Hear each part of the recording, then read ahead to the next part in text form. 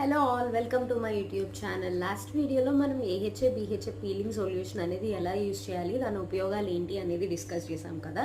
So ఈ వీడియోలో AHA BHA peeling solutions ఏ brand నుంచి అయితే బాగుంటాయి అండ్ దాని బడ్జెట్ కూడా మీకు ఫ్రెండ్లీగా ఉండేలా నేను రెండు రికమెండ్ చేస్తాను. So please watch.